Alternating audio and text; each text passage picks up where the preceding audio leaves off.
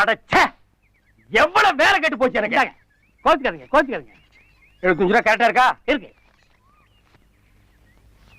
இந்தா 25 ரூபா. ஆமா, அந்த பழைய பாக்கி அடிச்சிரு. சரி. வர்றேன். அண்ணா என்ன இந்த 75? அது புது பாக்கியில எழுதிக்க. இல்லண்ணே, இப்ப நான் 75 ரூபா கொடுத்தேன். ஆமா, பழசு 25 ரூபா நீங்க தரணுமா? அத கொடுத்துட்டேப்பா. 25 75 100 ஆகுது இல்ல? ஏய், 25 75 100ங்கிறது பிறக்க போற பிள்ளை கூட தெரியும். அண்ணே, நமக்குள்ள கணக்கு சரி பண்ணிக்குவோம். பண்ணிக்க. பழைய பாக்கி 25 ரூபா நீங்க தரணுமா? அதான் கொடுத்தாச்சல்ல.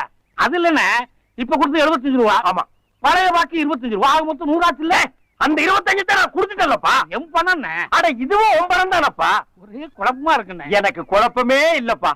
ஒண்ணு செய்யுங்கண்ணே, இந்த 25 ரூபாயை நீங்களே வச்சுக்கோங்க. சந்தோஷம். 100 ரூபாயா உங்க கணக்கெல்லாம் எழுதிக்குவா? எழுதிக்க.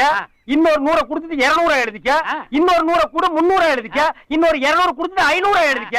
இப்போ ஒரு குழப்பம் இல்லையே.